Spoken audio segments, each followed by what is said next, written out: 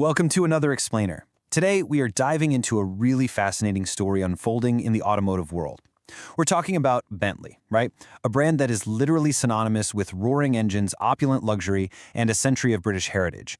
We're going to examine their highly anticipated first step into a fully electric future, a vehicle that could completely reshape their legacy, but we're also going to explore a sudden, massive strategic pivot that is currently sending shockwaves through the entire industry.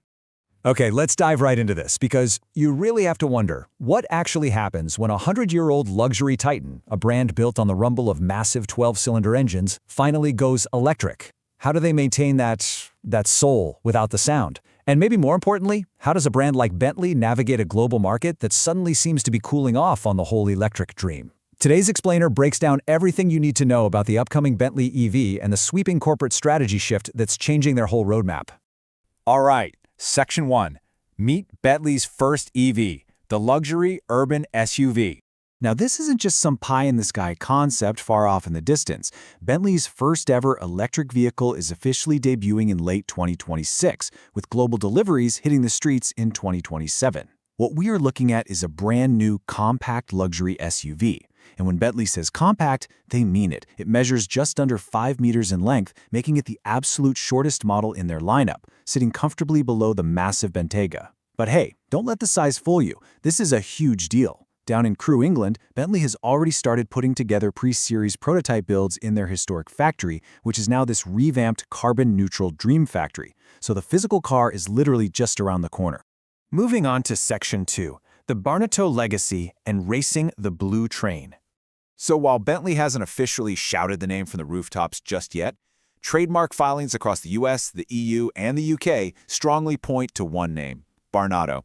And honestly, this is a brilliant move. It grounds his futuristic EV in deeply authentic Bentley history. Wolf Barnato was one of the legendary 1920s Bentley boys. He was an adventurer, a racer who inherited a diamond mining fortune, and the guy who actually stepped in to finance and save Bentley during a major financial crisis, eventually becoming its chairman. Let's look at how this builds, because Barnato's legacy is built on speed. He buys into the company in 1925, and from 1928 to 1930, he wins the grueling 24 Hours of Le Mans 3 times. But 1930 is where the legend truly cements itself. Barnato places a bet that he can race his Bentley Speed 6 against the famous French luxury train, the Blue Train, running from Cannes to Calais. He boasted he wouldn't just beat the train to Calais, he'd be sitting in London before the train even arrived at its destination. And he did it. He beat the train by 4 whole minutes. Naming their first EV after a man who literally outran a locomotive, that is a powerful statement about the kind of performance we should expect. And performance is absolutely crucial here, but so is character. Bentley's CEO, Dr. Frank Stephen Walliser, put it perfectly.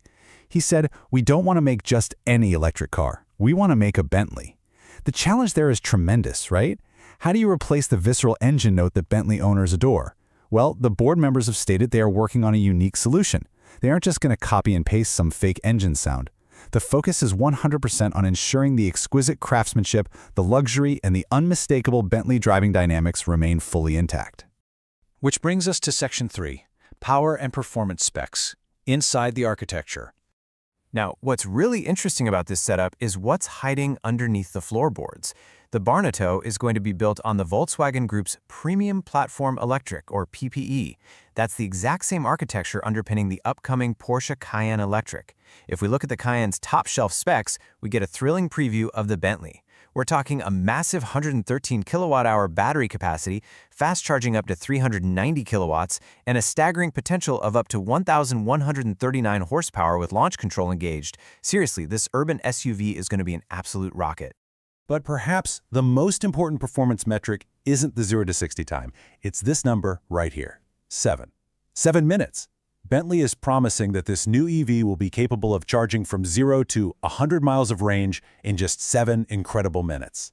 They're prioritizing usable range and lightning-fast charging speeds over just stuffing the heaviest possible battery into the chassis. And for luxury buyers who do not want to be inconvenienced by long charging stops, that is a total game changer. So what is all this luxury going to cost? We are looking at an estimated starting price of around $250,000 for the base model, moving up to $270,000 for the comfort-focused Azure, and then topping out around $300,000 for the performance-oriented Speed and the ultra-luxurious Molinar trims. To put that into perspective, that base price is about a $50,000 premium over its Porsche sibling. It will likely be the most accessible Bentley in the lineup, right alongside the Bentayga. And early market research shows real promise. Bentley's America CEO noted that 80% of people shown the car in consumer clinics said they would absolutely buy it. All right, shifting gears to Section 4, pumping the EV brakes and the strategy shift. So, the crucial point is, we have this highly anticipated electric SUV arriving soon. But despite that, Bentley's broader electric dream has actually hit a major speed bump. A massive logistical hurdle popped up when the broader VW Group decided to outright cancel their planned Scalable Systems Platform, or SSP, because it simply wasn't viable anymore. This effectively killed Bentley's plans to build multiple future electric vehicles on that architecture, including a highly rumored all-electric luxury sedan. The Barnato EV survived because it shares the Porsche PPE platform, but any subsequent electric models, those are now squarely in limbo. And because of that, Bentley had to fundamentally rewrite their corporate roadmap. Just look at this comparison. Their old strategy, famously known as Beyond 100, confidently promised that Bentley would be exclusively electric by the year 2030. No more gas engines. But the newly announced strategy, Beyond 100 Plus, delays that target by a full 5 years. Now they plan to keep hybrids and internal combustion engines in the lineup until at least 2035. That is a massive pivot for a company that had previously staked its entire brand reputation on a rapid transition to battery power. Why such a drastic change? Well, CEO Walliser put it diplomatically. We are evolving our product cadence to reflect the realities of a changing world and a dynamic marketplace. Impartially speaking, this really just reflects the truth of the global auto market right now. EV sales growth is cooling off worldwide, legislative pressures are shifting, and critically, Bentley's elite clientele are demonstrating a renewed passionate interest in traditional combustion engines. Essentially, Bentley is adapting to what their buyers are demanding today. Okay, let's look at their interim plan in Section 5. The plug-in hybrid pivot, a bridge to the future. Since they can't go fully electric right away, Bentley is doubling down on plug-in hybrid powertrains, or PHEVs, rather than retrofitting the new EV platform with a gas engine, which Walliser stated is completely unfeasible anyway. They are converting their existing heavy hitters. The Continental GT and the Flying Spur are receiving incredibly potent hybrid setups, offering around 771 horsepower. And crucially, they confirmed that the next generation of their best-selling vehicle, the Bentayga SUV, will also utilize this plug-in hybrid technology.